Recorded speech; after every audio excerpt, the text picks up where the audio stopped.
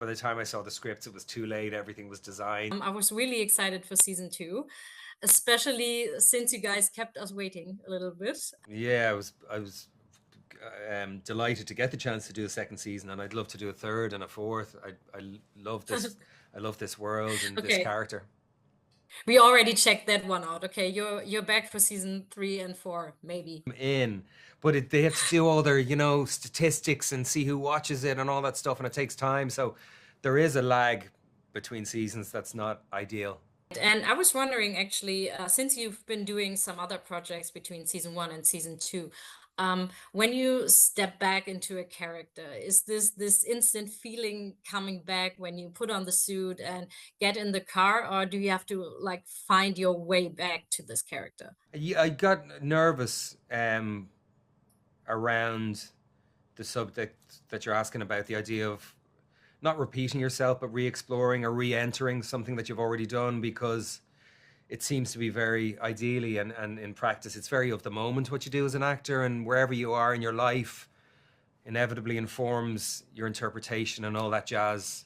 So it was the first time, I think, both Sugar and the Penguin were the only two times in Right. 25 years of being an actor that I did something and then I went off and had lived my life and did other things and then had to come back. And I was less nervous about the Penguin because I only had 5 scenes in the film, and also I had all the accoutrement to help me. Hmm. But with Sugar, yeah, I was a little concerned. I was just a bit concerned. I was like, God, how do I, I don't want to overshoot too much sugar or too little sugar, or what was he, or trying to remember. I didn't watch any of the first season again to remember, but to be honest, I love the character enough, and it kind of, I suppose, playing him, there was a certain kind of indelible memory to it that returned Right. once I started having conversations about the world, and once I started talking with the writers, even with Sam Catlin, our showrunner, about Sugar. I realized that I was speaking from a certain place of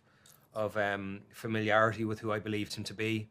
And so it Hmm. was literally Hmm. like, I remember having a conversation with Sam, and after the conversation, I was relieved. And we hadn't shot anything. We were still about a month away from starting to shoot, but I was just relieved that I felt comfortable talking so much about Sugar's intentions and his reasons and all that kind of stuff. This show has so many great aspects, but I have to be honest with you. My favorite aspect about this character The is dog. actually his love for the. You said it, and his connection with dogs. And Me I was really too. this was the saddest moment for me when he had to leave his dog behind. I To be know. honest, Me too. um, I was wondering, since I know you're a dog lover, was that your idea to get this dog connection in the script, or was it already there? No, it was already there in the first. It was already designed the first season that in episode 2 or 3, whatever when it was, that he would be stuck with this animal, and his original intention was not to keep the animal. He's never shared space, lived with anyone.